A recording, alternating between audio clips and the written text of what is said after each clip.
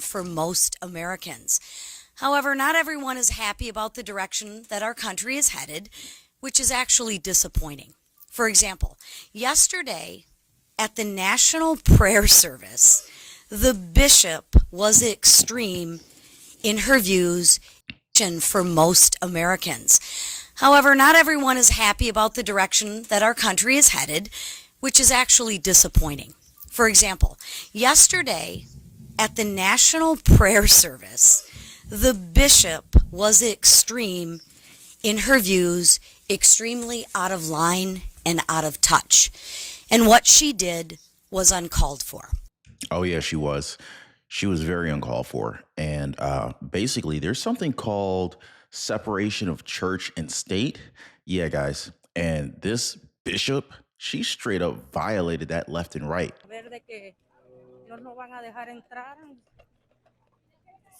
Se nos cae el alma.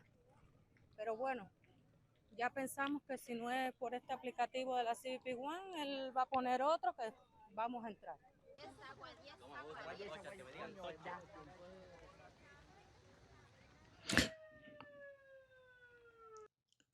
Well, folks, Trump's mass deportation plans are underway.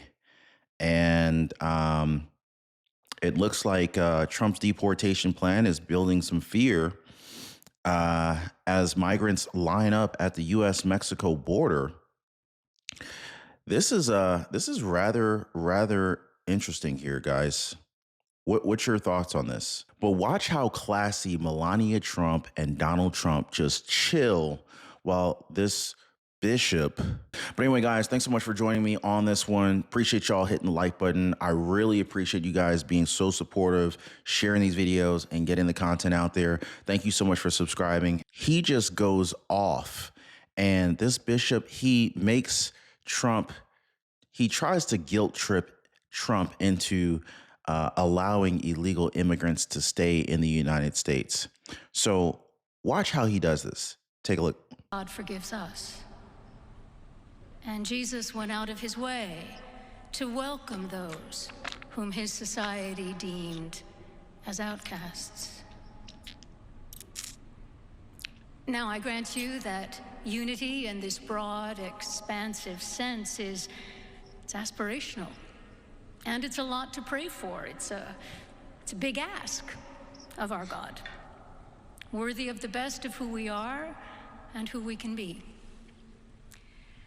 But there isn't much to be gained by our prayers if we act in ways that further deepen the divisions among us. So this is right here. I got to interrupt this pastor, this bishop, who she seems to, at this point, be diverting from the passages that she was sharing.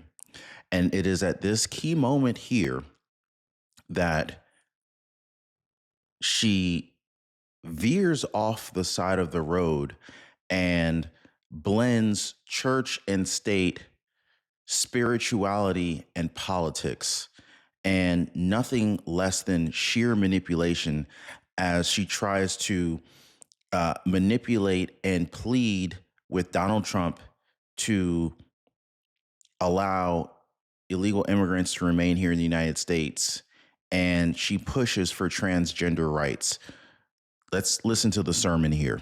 Scriptures are quite clear about this, that God is never impressed with prayers when actions are not informed by them. Nor does God spare us from the consequences of our deeds, which always, in the end, matter more than the words we pray. Real quick, guys, type yes or no if you think what she's about to do is appropriate. Thank you. Those of us gathered here in the cathedral, we are not naive about the realities of politics. When power and wealth and competing interests are at stake, when views of what America should be are in conflict, when there are strong opinions across a spectrum of possibilities and starkly different understandings of what the right course of action is, there there will be winners and losers when votes are cast, decisions made that set the course of public policy and the prioritization of resources. It goes without saying that in a democracy, not everyone's particular hopes and dreams can be realized in a given legislative session or a presidential term, not even in a generation. And she's right. You know, not everyone's views are going to necessarily be represented entirely whenever a political candidate is selected. So the real question is would this person be up here preaching and trying to sell us or persuade us or try to persuade and manipulate the president who has been selected by over 77 million Americans, won the electoral vote, won the popular vote? Would she be up here doing this if Kamala Harris had won?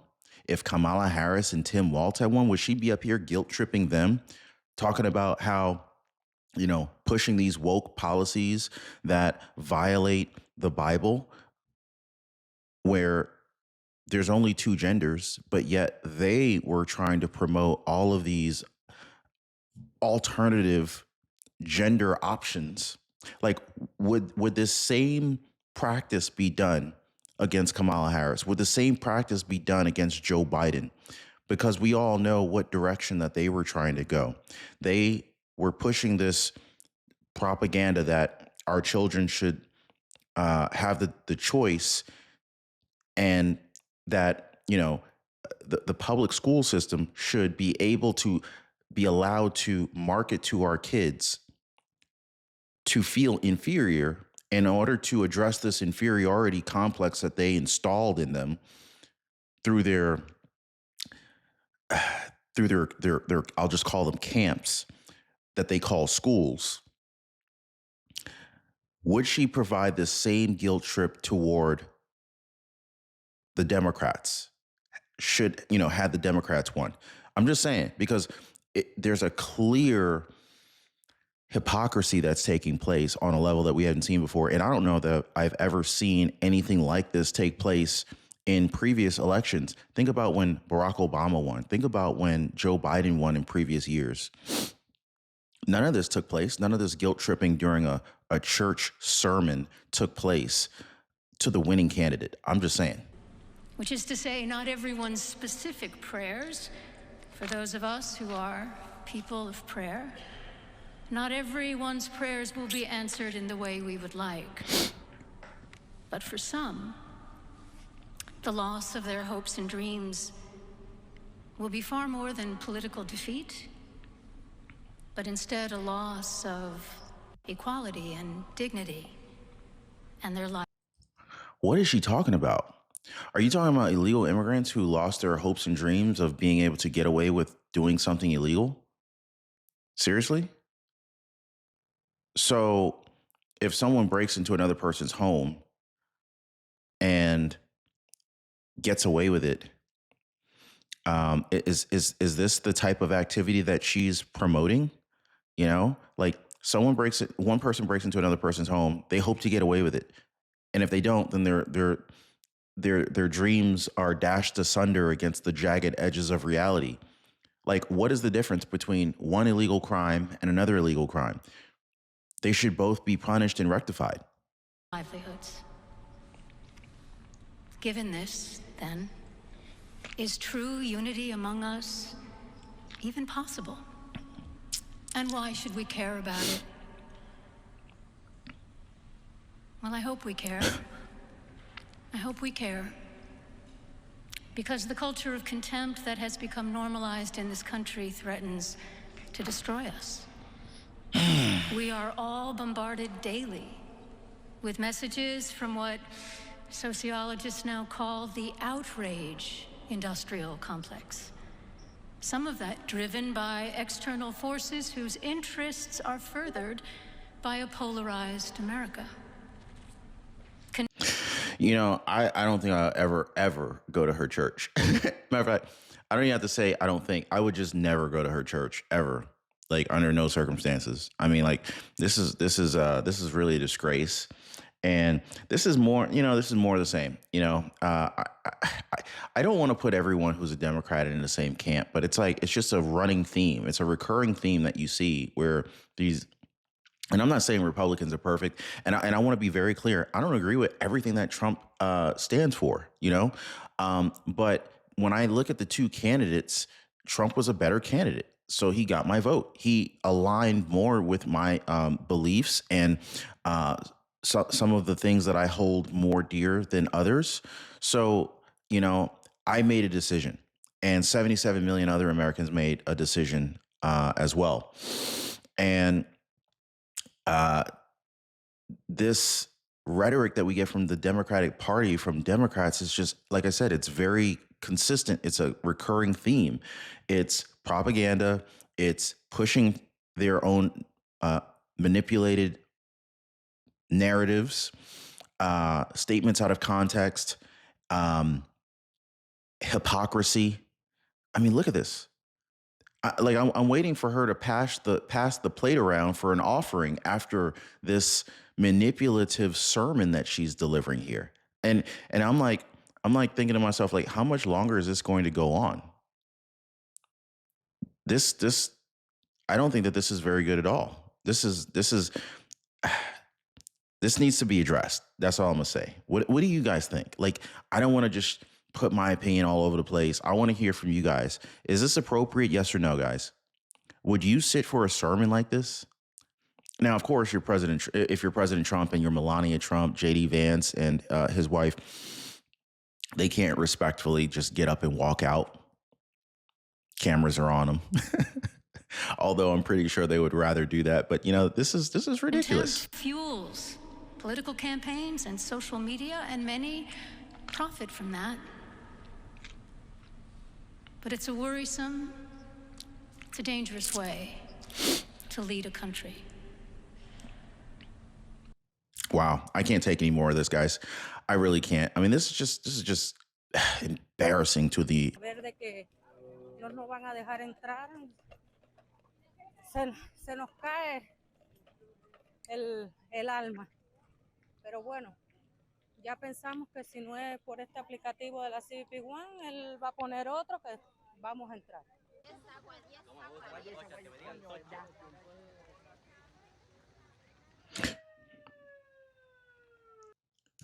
Well, folks, Trump's mass deportation plans are underway. And it looks like Trump's deportation plan is building some fear as migrants line up at the U.S.-Mexico border. This is rather interesting here, guys. What's your thoughts on this? Donald Trump's return to power. The rules of U.S. immigration are set up right now for a dramatic change, for a dramatic shift. Look at the size of this crowd, ladies and gentlemen. This is absolutely wild. Like, have you ever seen anything like this? Have you ever seen anything like this? Mass deportations, criminal groups. Trump has promised the American people that he will break this up, that the end is near for this type of activity. Ladies and gentlemen, comment down below.